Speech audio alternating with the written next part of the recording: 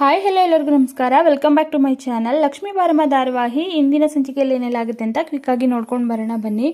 ಮೊದಲಿಗೆ ಇಲ್ಲಿ ಲಕ್ಷ್ಮಿ ಕೇಳ್ತಾ ಇರ್ತಾಳೆ, ಕೀರ್ತಿ ಫೋನನ್ನು ಅನ್ಲಾಕ್ ಮಾಡಿಸೋ ಬಗ್ಗೆ ಟೆಕ್ಕಿ ಬಂದಿರ್ತಾನಲ್ಲ ಅದ್ರ ಬಗ್ಗೆನೇ ಅಲ್ಲಿ ಚರ್ಚೆ ಮಾಡ್ತಾ ಇರ್ತಾರೆ.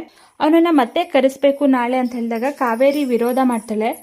ಮನೇಲಿ ಆಗಿರೋ ರಾಧಂತನೇ ಸಾಕು, ಆ ಕೀರ್ತಿಗೋಸ್ಕರ ಮತ್ತೆ ಈ ಥರ ಆಗಬೇಕಾ ಅಂತ ಹೇಳ್ತಾರೆ. ಇಲ್ಲ ಮಾಡಿಸ್ಲೇಬೇಕು, ನಾಳೆನೇ ಕರೀರಿ ಅಂತ ಲಕ್ಷ್ಮಿ ಹೇಳ್ತಾಳೆ. ವೈಷ್ಣವು ಸರಿ ನಾನು ಆ ಫೋನನ್ನು ಅನ್ಲಾಕ್ ಮಾಡಿಸೋ ಜವಾಬ್ದಾರಿ ನಂದು ಮಹಾಲಕ್ಷ್ಮಿಯವರೇ, ಸುಮ್ಮನೆ ಇರಿ ಇವಾಗ ಅಂತ ಹೇಳ್ತಾನೆ.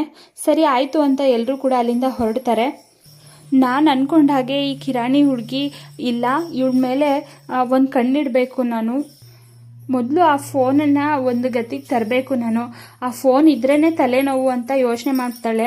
ಹಾಗೆ ಇನ್ನೊಂದು ಕಡೆ ಲಕ್ಷ್ಮಿ ನೀರು ತರಕ್ಕೆ ಅಂತ ಕಿಚನ್ಗೆ ಹೋಗಿರ್ತಾಳೆ ಬಾಟಲ್ ಎತ್ಕೊಂಡು. ಹಾಗೆ ಕಿಚನ್ನಿಂದ ನೀರು ತಗೊಂಡು ರೂಮ್ ಕಡೆ ಬರ್ತಾ ಇರಬೇಕಾದ್ರೆ ಕಾವೇರಿ ರೂಮಿಂದ ಆಚೆ ಬರ್ತಾ ಇರ್ತಾಳೆ. ಅದನ್ನ ನೋಡಿ ಲಕ್ಷ್ಮಿಗೆ ಶಾಕ್ ಆಗುತ್ತೆ ತುಂಬಾ.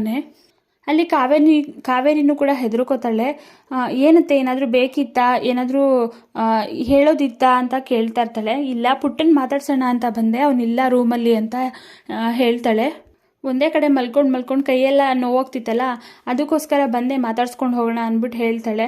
ಆಮೇಲೆ ಅಲ್ಲಿಂದ ಹೊರಟೋದ್ಮೇಲೆ ಲಕ್ಷ್ಮಿ ಯೋಚನೆ ಮಾಡ್ತಾಳೆ, ಇದೇನಿದು ಅತ್ತೆ ಅವ್ರ ರೂಮ್ಗೆ ಕರೆಸ್ಕೋತಾ ಇದ್ರಲ್ಲ, ಇವತ್ತೇನು ನಮ್ಮ ರೂಮ್ ತನಕ ಬಂದಿದ್ದಾರಲ್ಲ ಅಂತ ಅನ್ಮಂದಲ್ಲೇ ಒಳಗಡೆ ಹೋಗ್ತಾಳೆ. ಅಲ್ಲಿಗೆ ವೈಷ್ಣವ್ ಕೂಡ ಬರ್ತಾನೆ. ಫೋನಲ್ಲಿ ಮಾತಾಡ್ತಾ ಇದ್ದೆ, ನೆಟ್ವರ್ಕ್ ಸಿಗಲಿಲ್ಲ ಅಂತ ಟೆರಸ್ ಮೇಲೆ ಹೋಗಿದ್ದೆ ಅಂತ.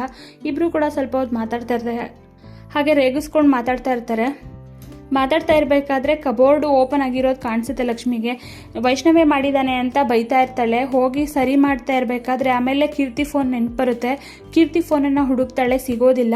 ತುಂಬ ಕೋಪದಿಂದ ಹಾಲಿಗೆ ಬರ್ತಾಳೆ. ಹಾಲಿಗೆ ಬಂದು ಅತ್ತೆ ಕೀರ್ತಿ ಫೋನ್ ಎಲ್ಲಿದೆ ಕೊಟ್ಬಿಡಿ ಸುಮ್ಮನೆ ಅಂತ ದಬಾಯಿಸ್ತಾಳೆ. ಏನು ಮಾಡಬೇಕು ಅಂತ ಗೊತ್ತಾಗೋದಿಲ್ಲ ಕಾವೇರಿಗೆ. ಅಲ್ಲಿಗೆ ವೈಷ್ಣವ್ ಕೂಡ ಬರ್ತಾನೆ. ಏನು ಮಹಾಲಕ್ಷ್ಮಿ ಇಷ್ಟು ಫೋರ್ಸಾಗಿ ಬಂದ್ರಿ, ಒಂದೇ ಸರಿ ಬಂದ್ಬಿಟ್ರಿ, ಏನು ಸಮಾಚಾರ ಅಂತ ಬಂದು ಹಾಲಲ್ಲಿ ಕೇಳಿದಾಗ ಅತ್ತೆ ಫೋನ್ ಕೊಟ್ಬಿಡಿ ದಯವಿಟ್ಟು ಅಂತ, ತಮಾಷೆ ಮಾಡಬೇಡಿ ಅಂತ ತುಂಬ ಸೀರಿಯಸ್ ಆಗಿ ಆ ಕಾವೇರಿನ ಕೇಳ್ತಾ ಇರ್ತಾಳೆ. ಆದರೆ ಕಾವೇರಿ ಮಾತ್ರ ಡ್ರಾಮಾ ಮಾಡೋಕ್ಕೆ ಶುರು ಮಾಡ್ಕೋತಾಳೆ. ಪುಟ್ಟ ಇವಳು ಏನು ಹೇಳ್ತಿದ್ದಾಳೆ ಪುಟ್ಟ, ನನಗೇನು ಗೊತ್ತು ಕೀರ್ತಿ ಫೋನು ಅಂತ ಕೇಳಿದಾಗ ನೀವೇ ನಮ್ಮ ರೂಮಿಗೆ ಬಂದಿದ್ದು, ಇನ್ಯಾರೂ ಬಂದಿರಲಿಲ್ಲ, ನೀವೇ ಎತ್ಕೊಂಡು ಬಂದಿರೋದು ಅಂತ ವಾದ ಮಾಡ್ತಾಳೆ ಲಕ್ಷ್ಮಿ. ಆದರೆ ಕೇಳೋದಿಲ್ಲ ಅವಳು. ಹತ್ಕೊಂಡು ಕರ್ಕೊಂಡು ಫುಲ್ಲು ಸಿಂಪತಿನ ಕ್ರಿಯೇಟ್ ಮಾಡಿಬಿಡ್ತಾಳೆ ವೈಷ್ಣವ್ ಮುಂದೆ. ಆಗ ಸುಪ್ರೀತಾ ಅವರೆಲ್ಲರೂ ಕೂಡ ಮನೆಯವರೆಲ್ಲರೂ ಓಡಿ ಬರ್ತಾರೆ. ಏನೇ ಹೇಳಿದ್ರು ಕೂಡ ಒಪ್ಕೊಳ್ಳೋದಿಲ್ಲ ಕಾವೇರಿ. ಆಮೇಲೆ ಸುಪ್ರೀತಾ ಬಂದು ಸಪೋರ್ಟ್ ಮಾಡ್ತಾರೆ. ಇಲ್ಲಿ ವೈಷ್ಣವ್ಗೂ ಕೋಪ ಬಂದ್ಬಿಡುತ್ತೆ.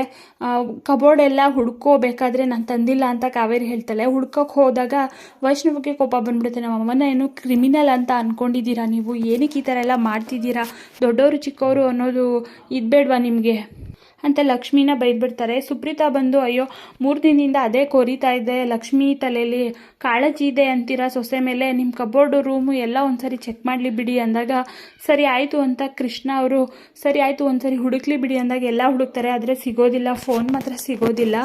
ಕಾವೇರಿ ಮಾತ್ರ ಫುಲ್ಲು ಡ್ರಾಮಾ ಮಾಡ್ತಾ ಇರ್ತಾಳೆ ಮಗನ ಮುಂದೆ. ಸರಿ ಆಯಿತು ಸಿಗಲಿಲ್ಲ ಅಲ್ವಾ, ನಮ್ಮಮ್ಮನ್ನ ಕ್ರಿಮಿನಲ್ ಅಂದ್ಕೊಂಡು ಈ ಥರ ಎಲ್ಲ ಮಾಡಿದ್ರಿ ಅಲ್ವಾ, ದಯವಿಟ್ಟು ಕ್ಷಮೆ ಕೇಳಿ ಅಂದಾಗ ಕ್ಷಮೆ ಕೇಳ್ತಾಳೆ ಲಕ್ಷ್ಮಿ. ಆದರೆ ಅಲ್ಲಿ ಕಾರುಣ್ಯ ಹೇಳಿರೋದನ್ನು ನೆನಪಿಸ್ಕೋತಾರೆ. ಅಂದರೆ ತುಂಬ ನಾಟಕ ಮಾಡ್ತಾಳೆ ಕಾವೇರಿ, ನಂಬಬೇಡ ಅಂತ. ನಂಬೋದಿಲ್ಲ ಲಕ್ಷ್ಮಿ. ಅಲ್ಲಿಂದ ಹೊರಟೋಗ್ತಾರೆ. ಸುಪ್ರೀತಾಗೆ ಕೃಷ್ಣ ಬೈತಾರೆ, ಅವಳೇನೋ ಚಿಕ್ಕ ಹುಡುಗಿ, ಗೊತ್ತಾಗಲ್ಲ, ನೀನು ಈ ಥರ ಮಾಡ್ತೀಯಲ್ಲ ಅಂತ.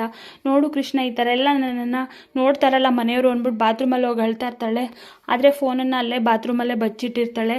ಈ ಕಾವೇರಿ ಇವತ್ತು ನಿನ್ನೆಯಿಂದ ಕ್ರಿಮಿನಲ್ ಇದನ್ನು ಮಾಡ್ತಾ ಇಲ್ಲ, ತುಂಬ ದಿನದಿಂದ ಮಾಡ್ತಾ ಇದ್ದಾಳೆ. ನೀನೇನು ಮಾಡ್ಕೊಳಕ್ಕಾಗಲ್ಲ ಲಕ್ಷ್ಮಿ ಅಂದ್ಬಿಟ್ಟು ಹೊರಗಡೆ ಫೋನ್ ತಂದು ಕಲ್ಲಲ್ಲಿ ಜಜ್ಜಾಕಕ್ಕೆ ನೋಡ್ತಾ ಇರ್ತಾಳೆ. ಇದು ತುಂಬ ತಲೆ ಕೆಡಿಸಿದೆ ನನಗೆ, ಇದಿದ್ರೆ ತಾನೇ ಕೀರ್ತಿ ಸುಳಿವು ಸಿಗೋದು ಅಂತ ಹೇಳ್ಬಿಟ್ಟು ಅದನ್ನು ಕಲ್ಲಿಂದ ಜಜ್ಜಿ ಬಿಸಾಕ್ತಾ ಇರ್ತಾಳೆ. ಅಲ್ಲಿ ಹಾಗೆ ಮರೆಯಲ್ಲಿ ನಿಂತ್ಕೊಂಡು ಅದನ್ನು ಲಕ್ಷ್ಮಿ ನೋಡಿಬಿಡ್ತಾಳೆ.